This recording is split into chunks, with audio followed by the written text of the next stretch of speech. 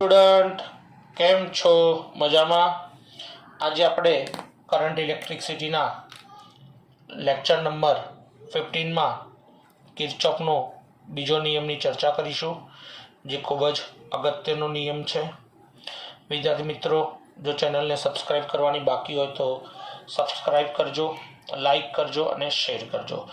દોસ્તો, ખૂબ જ અગત્યનો નિયમ છે કિર્ચોફનો બીજો નિયમ. કિર્ચોફનો બીજા નિયમને આપણે લૂપનો નિયમ પણ કહીએ છીએ દોસ્તો. એ સિવાય એને આપણે કેવીએલ તરીકે પણ લઈ શકાય, એટલે કે કહેવાય છે. એના મેઇન પોઈન્ટ શું છે, એક એક પોઈન્ટ ઉપર આપણે જઈશું. પહેલું એનું સ્ટેટમેન્ટ આ છે, sigma IR plus sigma V is equal to 0. દોસ્તો, એ સિવાય એ ઉર્જા સંરક્ષણના નિયમનું કથન કરે છે.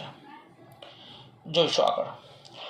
હવે આપણને ખબર છે કે આ અવરોધ છે અને એ અવરોધ એટલે કે લોડ માંથી કોઈ કરંટ આઈ પસાર થાય તો વિદ્યુત સ્થિતિમાન પોટેન્શિયલ ડિફરન્સ કાં તો વધે એટલે કે ઇન્ક્રીઝ થાય, કાં તો ઘટે. કયા કેસમાં ઇન્ક્રીઝ થશે, કયા કેસમાં ડિક્રીઝ થશે, આપણે આગળ ચર્ચા કરીશું. એ જ રીતે બેટરી છે, એમાંથી કરંટ પસાર થાય તો કરંટ જ્યારે બેટરીમાંથી પસાર થશે ત્યારે કયા કેસમાં પોટેન્શિયલ ઇન્ક્રીઝ થશે, કયા કેસમાં પોટેન્શિયલ ડિક્રીઝ થશે, આપણે સેલવાળી થિયરીમાં જોયેલું છે. તો જો ડિસ્ચાર્જ થતો હોય તો વી બરાબર ઈ માઇનસ આઈઆર, અને ચાર્જ થતો હોય તો V is equal to E plus IR. વિદ્યાર્થી મિત્રો, ચાર્જિંગ ડિસ્ચાર્જિંગ બેટરીનો આપણને ખબર જ છે.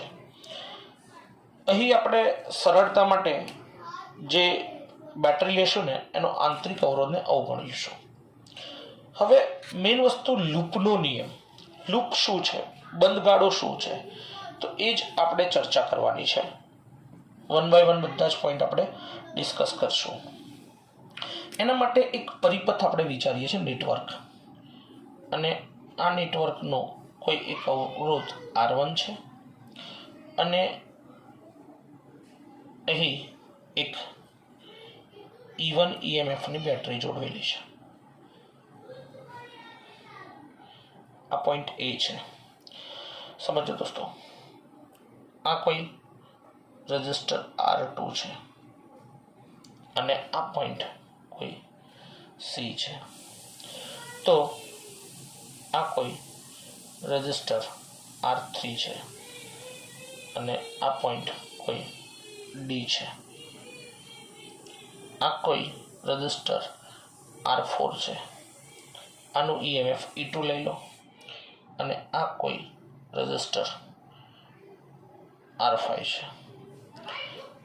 દોસ્તો, આની અંદર યા તો આપણે ક્લોકવાઇઝ જઈ શકશું યા તો એન્ટી ક્લોકવાઇઝ જઈ શકશું. જરૂરી નથી કે ક્લોકવાઇઝ જ ઘૂમવું. હાલ આપણે નક્કી કરીએ છીએ ક્લોકવાઇઝ જવું છે. હવે બંધ પરિપથ આ જે બન્યો ને એને બંધ ગાળો કહેવાય, લૂપ કહેવાય. હવે આ લૂપ જે છે એ લૂપ આપણે કન્સિડર કરી તો આ લૂપ કઈ બની? તો એ સે સ્ટાર્ટ, बी, बी से सी, सी से डी, डी से ई और ई से वापस ए. એમાં જ આપણા નિયમનું કથન જે છે ને એ અહીંયા સાબિત થઈ જશે કે આપણે શું કીધું, sigma IR plus sigma V is equal to 0. દોસ્તો સમજો, આ એક રજિસ્ટર છે અને એ રજિસ્ટરમાં એક કરંટ આઈ પસાર થાય છે, આ બિંદુ એ અને આ બિંદુ બી. તો આનું પોટેન્શિયલ શું થાય? વીએ માઇનસ વીબી, આપણને ખબર જ છે, રાઈટ. તો એથી ચાલુ કરીને એ ઉપર પાછા આવીએ તો એનો પોટેન્શિયલ ડિફરન્સ શું થાય? VA માઇનસ VA એટલે ઇઝ ઇક્વલ ટુ 0 થાય. અને દોસ્તો પોટેન્શિયલ 0 થાય ને તો સ્વાભાવિકપણે વર્કડન શૂન્ય થશે. કેમ વર્કડન શૂન્ય થશે? તો વર્કડન શૂન્ય થશે એટલે પોટેન્શિયલ શૂન્ય થશે. બે રીતે જોઈ શકાય. એથી ચાલુ કરીને એ ઉપર આવ્યા એટલે ડિસ્પ્લેસમેન્ટ શૂન્ય થયું, અને ડિસ્પ્લેસમેન્ટ શૂન્ય થયું એટલે V બરાબર W/Q. વર્કડન 0 થયું. વર્કડન 0 થયું એટલે વિદ્યુત સ્થિતિમાન શું થઈ જશે? 0 થઈ જશે. ક્લિયર? હવે આના ઉપરથી આ જે કથન છે એ સાબિત થઈ જશે હાલ પૂરતું. Sigma IR plus sigma V is equal to 0. Potential નો બેઝિક સરવાળો 0 થાય છે. કેમ? તો બંધ ગાળા માટે. અને બંધ ગાળો ક્યારે કહેવાય? તો જ્યાંથી ચાલુ કર્યું તું ન્યા આઈને ઊભા રહીએ તોની વાત છે. ક્લિયર? સમજીએ પણ આપણે. તો અહીં આપણે દરેક બ્રાન્ચમાંથી વાહકમાંથી આમાંથી કરંટ I1 વિચારી લઈએ, આમાંથી કરંટ I2 વિચારી લઈએ, તો આમાંથી કરંટ I3 વિચારી લઈએ, તો આમાંથી કરંટ I4 વિચારી લઈએ. આ એક I5 કરંટ છે. હવે દોસ્તો અહીં અવરોધને કોઈ દિવસ પ્લસ માઇનસ ટર્મિનલ ન હોય, હા, પણ આપણે સમઘડી અને વિષમઘડી જ્યારે ફરીએ ને ત્યારે જે બાજુ ફરતા હોય ને ત્યારે અવરોધનો પહેલો છેડાને ઇન્ડિકેટ કરવાનો પ્લસથી. પ્લસ માઇનસ ન હોય, ફરીથી પ્લસ અને માઇનસ આ રીતે સમજણ પડશે આગળ કેમ મેં આ ઇન્ડિકેટ કરાવ્યું. અને સરળ લેંગ્વેજમાં પણ આપણે લખી શકશું. હવે બે મેઇન મહત્વના મુદ્દા આપણે યાદ રાખવાના કિર્ચોફમાં. આખી થિયરી પૂર્ણ પણ થઈ જશે. પહેલો મુદ્દો કે બેટરીનો ધન છેડો આપણી દિશામાં, એટલે આપણે ફરતા હોય ને જે લૂપમાં દિશામાં આવે તો EMF એટલે PD ડિક્રીઝ થશે. શું થશે? ડિક્રીઝ થશે. આપણી દિશામાં આવે તો, જેમ કે આપણે આમ ફરીએ છીએ તો આ બેટરીનો ઋણ છેડો આપણી બાજુ આવ્યો પહેલા તો ઇન્ક્રીઝ થશે. આ કેસમાં ધન આવ્યો તો ડિક્રીઝ થશે. એ જ રીતે સરળતા માટે પ્રવાહ આપણી દિશામાં હોય તો પોટેન્શિયલ ડિફરન્સ ડિક્રીઝ થશે IR જેટલું. કેમ? તો I ગુણ્યા R PD થશે, અને જો વિરુદ્ધ દિશામાં હશે તો ઇન્ક્રીઝ થશે. હવે તમને ખબર પડશે મેં પ્લસ અને માઇનસ કેમ લગાવ્યું. તો હું લૂપ બનાવું ને એટલે લૂપ પ્રમાણે તમે જોજો એટલે તમને ખ્યાલ આવશે. દોસ્તો સૌથી પહેલા આપણે ક્યાં જઈએ છીએ?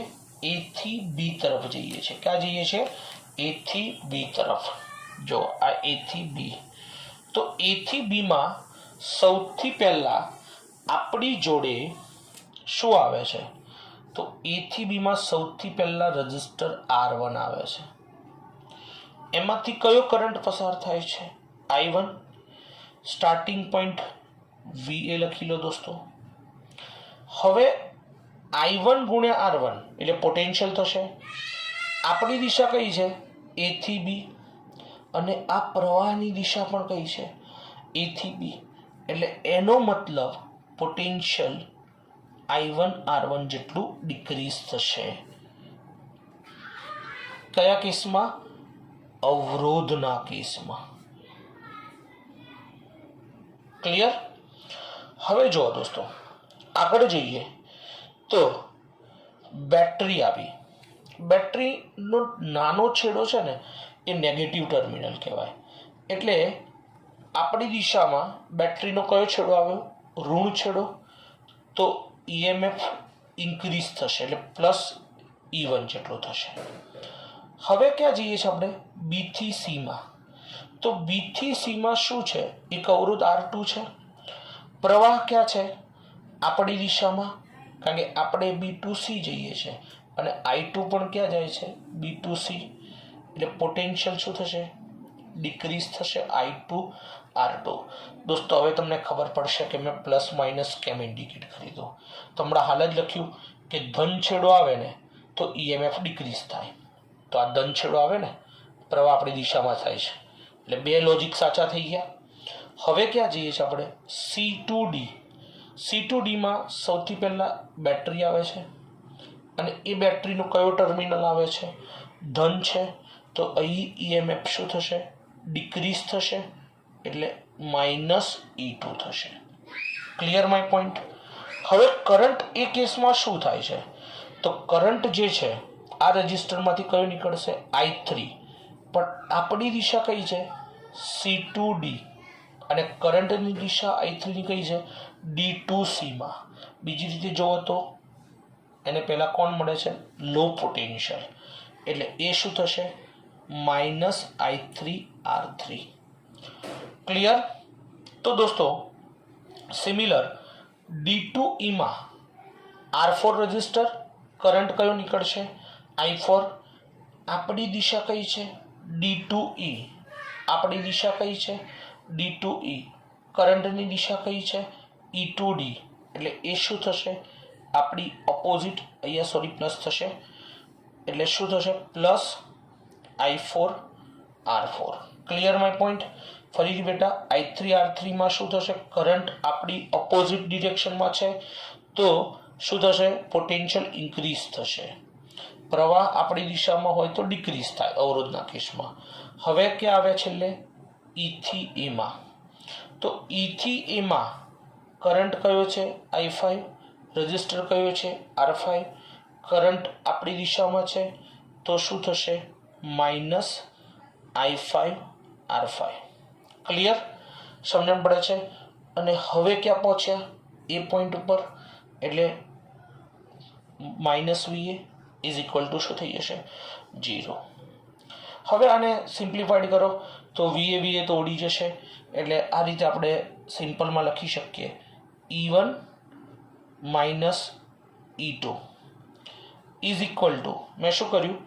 આ E1 ને એઝ ઇટ ઇઝ રાખ્યા, E2 ને એઝ ઇટ ઇઝ રાખ્યા, આ ઓલી સાઈડ લઈ ગયા, માઇનસ ને 0 ની ઓલી સાઈડ લઈ ગયા, એટલે શું થાય? I1R1। તો I2 શું થશે? I2R2। તો I3 જે છે એ શું થશે? -I3R3। I4 જે છે એ શું થશે? -I4R4। અને છેલ્લે I5 શું થશે? +I5R5। હવે આને જો વ્યવસ્થિત રીતે લખીએ તો E1 + -E2, ખાલી ઇક્વેશન બનાવવા માટે। I1R1 તો પોઝિટિવ જ છે, I2R2 પોઝિટિવ જ છે। ક્લિયર દોસ્તો? I3 જે છે એને આ રીતે લખી દો, I3R3 અંદર નેગેટિવ ચાલે, આમ તો આને લખી દો એ જ રીતે I4R4 અને કેવું લઈ લો? નેગેટિવ। તો આ છે તમારો I5R5। એટલે આના ઉપરથી તમે આવું લખી શકો, sigma of EMF is equal to sigma of IR। Got it? Sigma of EMF plus sigma of IR।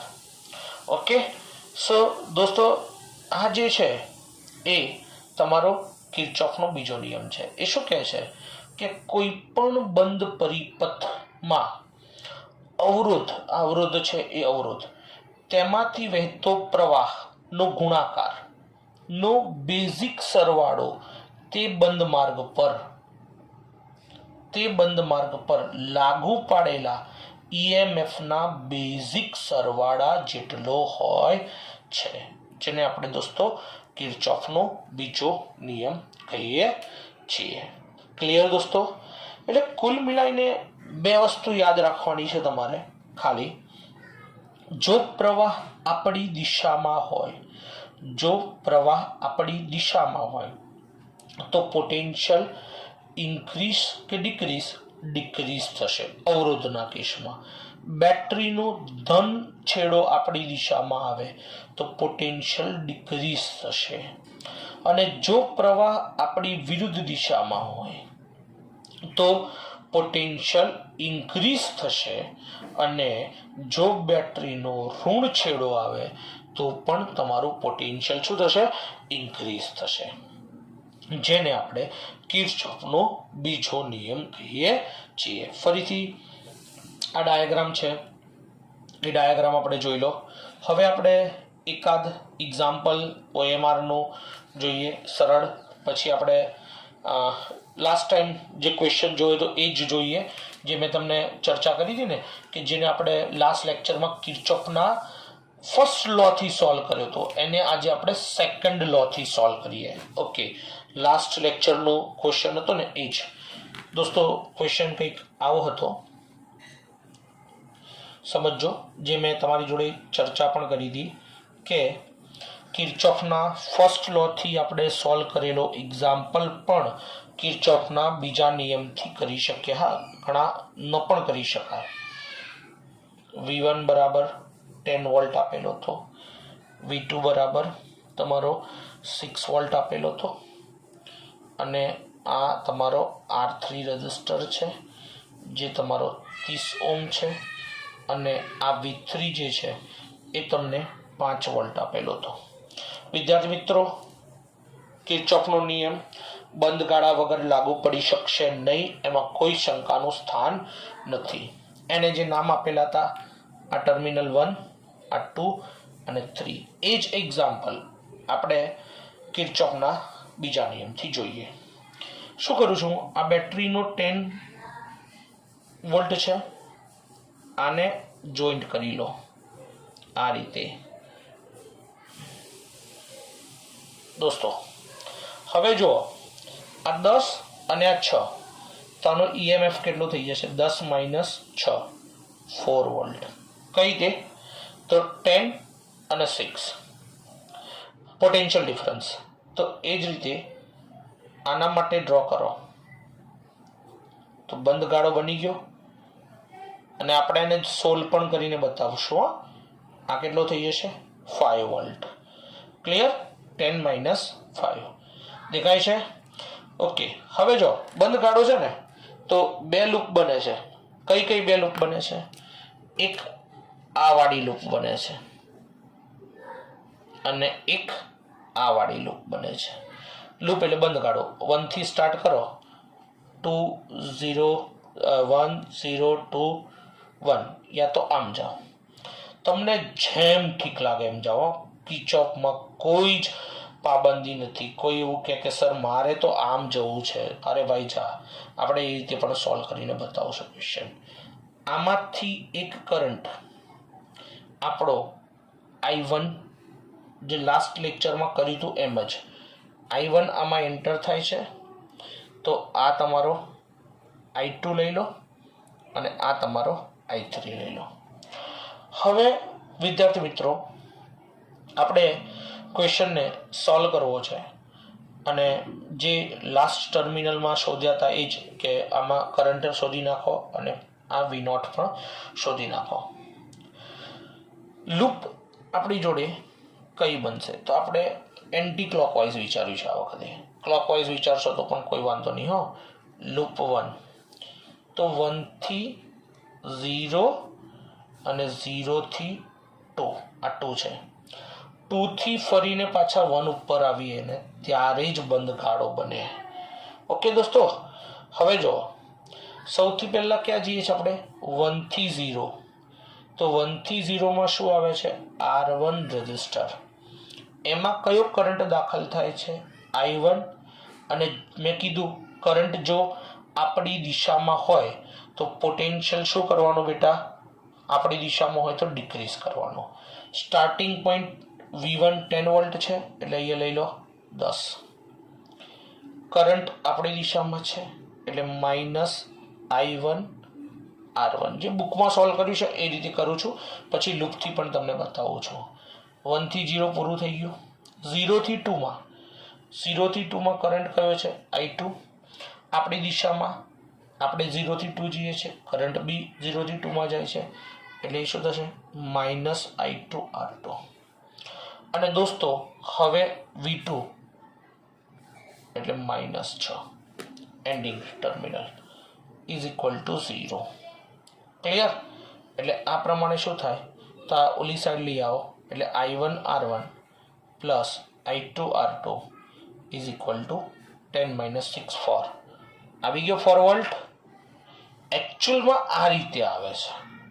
હવે જો આપણે જે નિયમ કીધો તો નહીં જ કે કરંટ આપણી દિશામાં એટલે -I1 R1, આ 10 ભૂલી જજો. -I1 R1 કરંટ આપણી દિશામાં -I2 R2 ગુમ થઈને આવ્યા. બેટરીનો નેગેટિવ ટર્મિનલ +4, તો હવે લખી દો +4. આ બધું ઓલી સાઈડ લઈ આવો તો I1 R1 plus I2 R2 is equal two 4. Equation number 1 થઈ જાય. R1 તમારી જોડે છે જ 10I1, R2 તમારી જોડે છે I2, R2 તમારો 20 છે.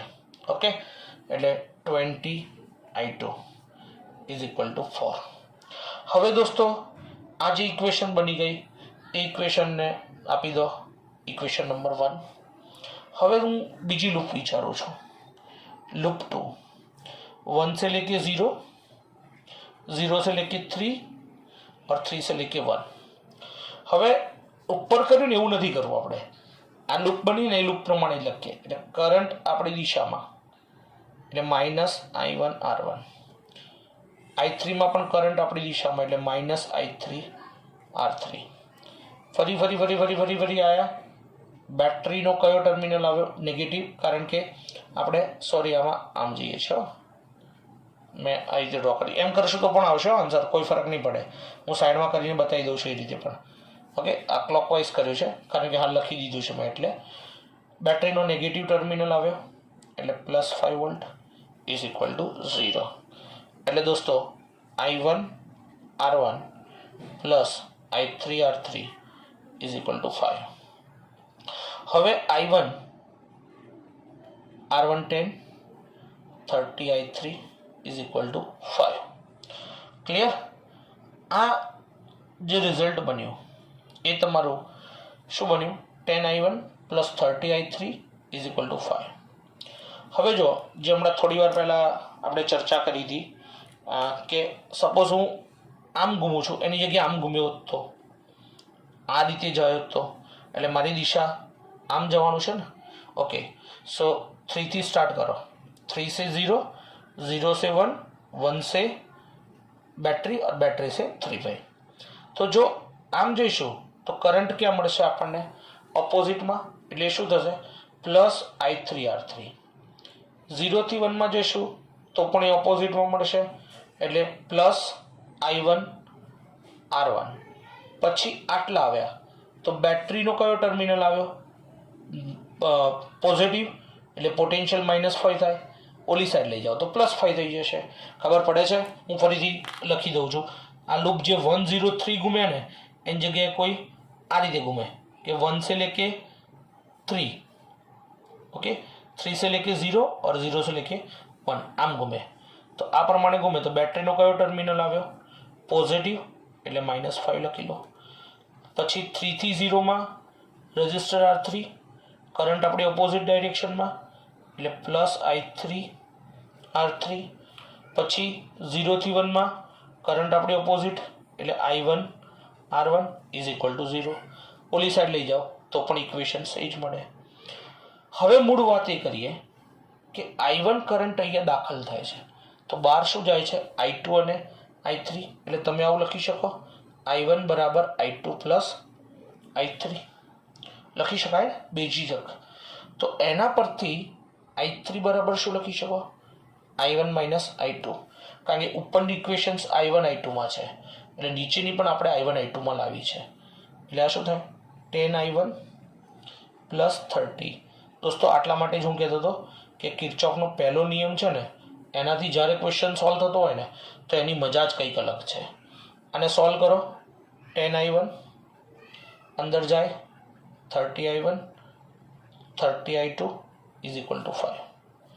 10 plus 30 40I1 minus 30I2 is equal two 5. હવે તમે સરળતા માટે આ બે ઇક્વેશનો જે છે એ ઇક્વેશનોને સિમ્પ્લિફાઈડ કરો અને એ ઇક્વેશનોને સિમ્પ્લિફાઈડ કરો એટલે આપણી જોડે ઇક્વેશન નંબર 1 શું છે 10i1 + 20i2 = 4. તો ઇક્વેશન નંબર જે 1 છે એને 3 વડે ગુણો અને 2 છે એને 2 વડે ગુણો, રાઈટ. એટલે આ 3 વડે ગુણશો એટલે 60 થઈ જશે, આ પણ તમારો 60 થઈ જશે. એટલે હું બે સમીકરણો લખી દઉં. Equation number 1 10i1 + 20i2 = 4. તો ઇક્વેશન નંબર 2 જે છે એ શું છે 40i1 - 30i2 = 5. હવે શું કરો તમે, સમીકરણ નંબર 2 જે છે સમી 2 ને 2 વડે ગુણતા અને 1 ને 3 વડે ગુણતા, રાઈટ. તો દોસ્તો આ પ્રમાણે શું થશે, આને 3 વડે ગુણશો એટલે 30i1 + 20 તરી 60i2, 4 તરી 12. ક્લિયર. તો સમીકરણ નંબર 2 ને 2 વડે ગુણો એટલે 40 દુ 80i1, 30 દુ 60i2, 5 દુ 10. Do you agree with this? Cut થઈ જશે. 80 + 30 110i1, 12 + 10 22. સો i1 = શું થાય 22 100/110. 110 ને લખવું હોય તો સિમ્પલમાં શું લખાય દોસ્તો 11 × 10, 11 દુની 22, 2/10 0.2 એમ્પિયર. i1 નું વેલ્યુ નાખો કોઈ પણ એક સમીકરણમાં, ધારો કે એ નાખો તો 0.2 એટલે 10 × 0.2 2 થશે. ઓલી સાઈડ લઈ જાઓ એટલે 4 - 2 2 થશે. i2 = 2/20 એટલે i2 તમને કેટલો મળી જશે 0.1 એમ્પિયર. ક્લિયર. અને i3 પણ તમને કેટલો મળશે કન્ઝર્વેશન પ્રમાણે 0.1. હવે વિષય આવે v0 શોધવાનો છે. v0 કેટલો થાય તમારો? તો ભાઈ આપણે જે લૂપ લખી હતી એ લૂપ પર પાછા આપણે જતા રહીએ દોસ્તો v0 શોધવા માટે. તો v0 શોધવા માટે આજે 1 થી 0 જે છે એનો બંધગાળો બનાવી દો, રાઈટ. અને એને બંધગાળા તરીકે લઈ લો तो 1 से लेके 0 और 0 से लेके 1 तक. એટલે આ રીતની તમારી લૂપ બને. આ R1 રજિસ્ટર, એમાંથી કરંટ I1, આ તમારો V1 અને આ તમારો V0. આ બધાને આ રીતે જોડી દો. તો આ પ્રમાણે શું થાય V1 અહીંયાથી સ્ટાર્ટ થાય છે 10 માઇનસ કરંટ આપણી દિશામાં છે એટલે I1 R1 minus V0 = 0. 10 I1 જે છે એ તમને કેટલો મળ્યો છે 0.2 અને R1 જે છે કેટલો મળ્યો છે દોસ્તો 10 છે જ = 0. એટલે 10 × 0.2 2 થશે માઇનસ V0 = 0. 10 - 2 8 થશે એટલે 8 - V0 = 0. Therefore V0 = 8 volt. Clear my friends? દોસ્તો આટલા માટે જ હું એવું કહું છું કે શક્ય બને તો કિર્ચોફનો ફર્સ્ટ લોથી જો એક્ઝામ્પલ થતો હોય તો એને કરી લેવાનો. ફર્સ્ટ લોથી આપણે કર્યો તો ખૂબ જ સરસ ફટાફટ આન્સર મળી ગયો તો. Okay, so bye, take care. જો કોઈ ડાઉટ હોય 9925389199 પર કોલ કરજો. Thank you very much. મળીએ નેક્સ્ટ લેક્ચરમાં નવા એક્ઝામ્પલ સાથે.